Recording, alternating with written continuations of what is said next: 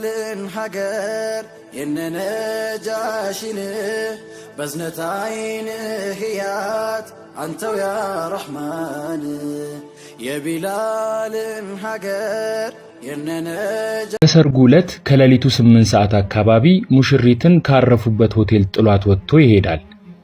ለመሆኑ ለምን ካላችሁ በፍጹም የማትጠብቁት ያልተጠበቀ ነገር ስለገጠመው ነበር። በተለይ ለማግባት ያሰባችሁ ሰዎች ይህንን አስገራሚ ታሪክ ብትሰሙ ብዙ ነገር ትማሩበታላችሁ። ለመሆኑ አንድ ባል ሚስቱን አምኖ ለድግስ ወጪ አውጥቶ ተቀብያታለሁ ብሎ ካገባት በኋላ ጥሏት እንዲሄድ ያስገደደው ነገር ምን ሊሆን ይችላል? ነገር ግን ፉአድ ሙሽራውን በሰርጉ ዕለት ምሽት ጥሏት የጠፋበት ምክንያት በፍጹም የማትጠብቁትና ብዙሃንን ያነጋገረ ክስተት ነበር። ይሄ በአቡዳቢ ዱባይ ውስጥ የተከሰተና በፍቅር በክህደትና ማጭበርበር የተሞላ አስገራሚ እውነተኛ ታሪክ ነው። እንደምትዝናኑና ትምህርት እንደምታገኙበት ተስፋ አደርጋለሁ። ታሪኩ የተከሰተው በፈረንጆቹ ኦክቶበር 12 2022 አካባቢ ነው። ቦታው ደግሞ አቡዳቢ ዱባይ ውስጥ። ፉአድ ለስራ ወደ ዱባይ በመሄድ ከ10 ዓመታት በላይ ጉልበቱን አሟጦ ላቡን ጠብ አድርጎ በአቡዳቢ ውስጥ የሰራ የ34 ዓመት ወጣት ነው። በእምነቱም ጠንካራና ባገኘው አጋጣሚ ወደ መስጂድ በመመላለስ የሚሰግድ ጠንካራ ወጣት ነበር። ፉአድ እንደ ማንኛውም ትዳር ፈላጊ የሁል ጊዜ ዱዓው መልካም ስነ ምግባር ያላት በእምነቷ ጠንካራና ውብ የሆነች ሴት ማግባት ነበር።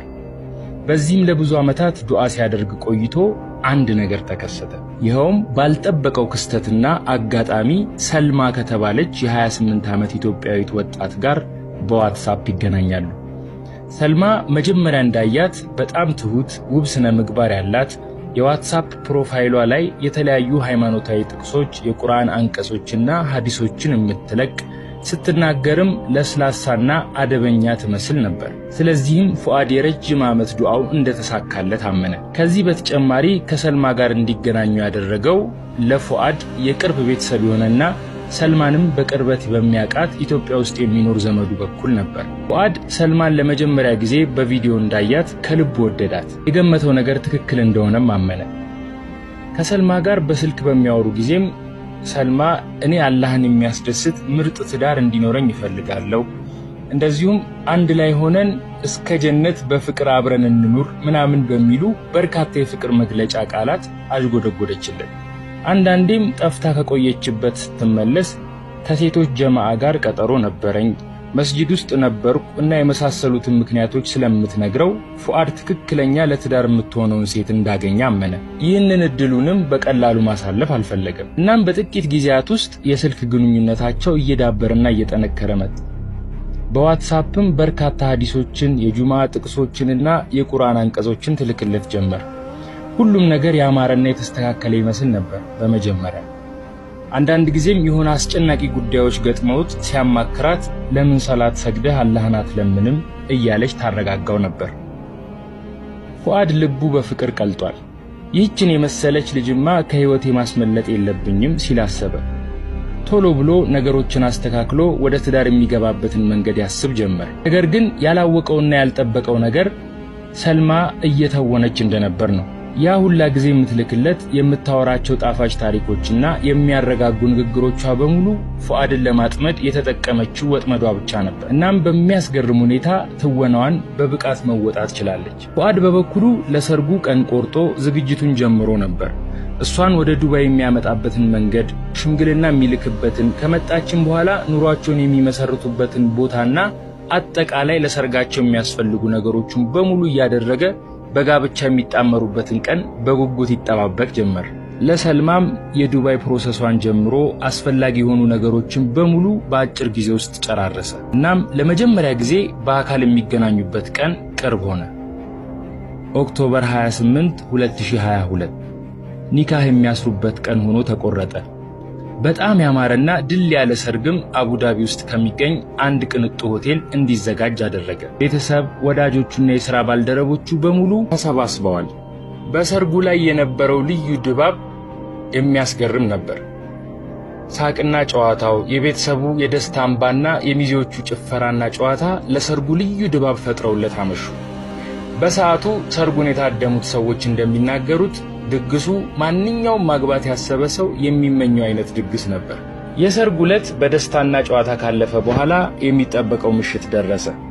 የተጠሩት እንግዶች ሙሽሮቹን ሸኝተው እንደዚህ አይነት ጋብቻ አላህ እንዲሰጣቸው እየተመኙ ወደ የቤቶቻቸው አመሩ። ሙሽሮችም የጫጉላ ጊዜያቸውን ለማሳለፍ ከተያዘላቸው ሆቴል ገብተው አረፉ። ፉአድ ከረጅም ጊዜ ናፍቆት በኋላ ያገኛትን ህጋዊ ባለቤቱ ጋር ቆንጆ የጫጉላ ጊዜ ለማሳለፍ እጅግ ጓጉቶ ነበር። ነገር ግን ወደ ክፍላቸው ገብተው ብቻቸውን ከሆኑ በኋላ ያልጠበቀው ክስተት ገጠመው። ሰልማ ወደ ክፍሏ ገብታ ቬሎዋን ካወለቀች በኋላ እውነታውን ለመንገር ወደ ፉአድ ዞረች። ቪዲዮአችን ይቀጥላል። ከዚያ በፊት አንድ ነገር ተባበሩ። ቻናላችንን የሚመለከቱት አብዛኞቹ ሰብስክራይብ ያላደረጉ ናቸው። ስለዚህ የሰብስክራይብ ቁልፏን አንድ ጊዜ ብቻ ጠቅ በማድረግ የደወል ምልክቷን ደግሞ ኦል የሚለው ላይ በማድረግ ቤተሰባችን ይሁኑ። እናመሰግናለን። ሰልማ ወደ ክፍሏ ገብታ ቬሎዋን ካወለቀች በኋላ እውነታውን ለመንገር ወደ ፉአድ ዞረች። ከዛም አይኑን እያየች በድፍረት ባልተጠበቀ ሁኔታ እስካሁን የደበቀችውን እውነታ አፈረጠች። ፉአድ አለች ሰልማ አይኖቹን እያየች፣ በመካከላችን ምንም ነገር ከመፈጠሩ በፊት ያልነገርኩህና ማወቅ ያለብህ አንድ ነገር አለ። ፉአድ ልቡ ቀጥ አለ። በአእምሮ ላይ ብዙ ነገሮች እየተመላለሱበት ራሱን መጠየቅ ጀመረ። ታማ ይሆን ወይስ ከኔ በፊት ትዳር ነበራት? ምናልባት ልጅ ቢኖራትስ? በርካታ ጥርጣሬዎች በልቡ ላይ ተፈጠሩ። እኔ ያሰብካት አይነት ሴት አይደለሁም። ሃይማኖተኛም እንዳሰብካት አይነት ጨዋ ሰውም አልነበርኩም።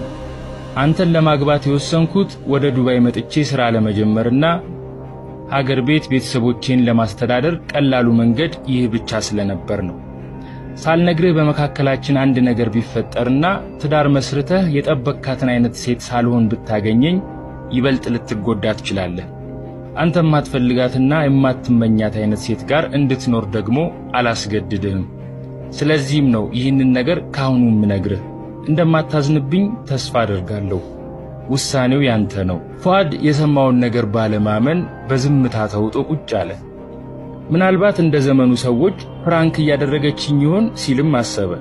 ሰልማ ግን የተናገረችው ነገር ከልብ እንደሆነ ያስታውቅባት ነበር።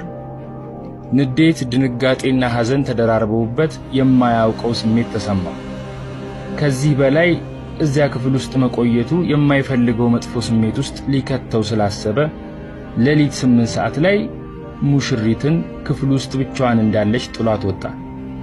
በመንገድ ላይ ብቻውን እየሄደ የተደበላለቁ አይነት ስሜቶች ይሰሙት ነበር። እንዳሰብኳት አይነት ሴት ባትሆንስ?